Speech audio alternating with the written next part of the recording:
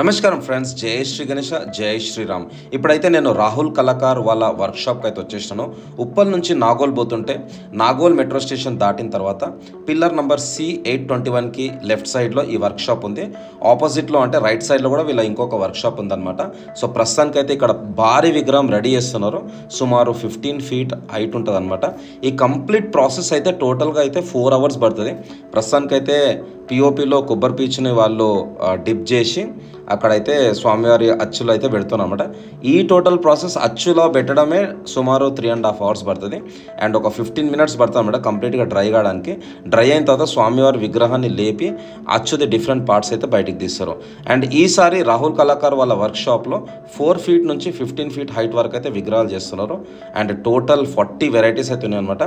And ఈ విగ్రహం అయితే చాలా బ్యూటిఫుల్గా ఉంటుంది. మనకు సిట్టింగ్ పొజిషన్ ఉంటుంది, బొజ్జ గణపయ్య.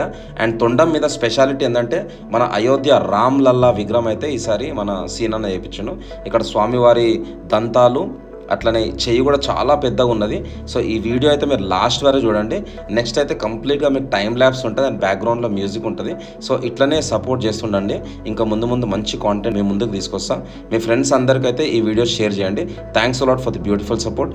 జై శ్రీ గణేష, జై శ్రీరామ్, జై హింద్.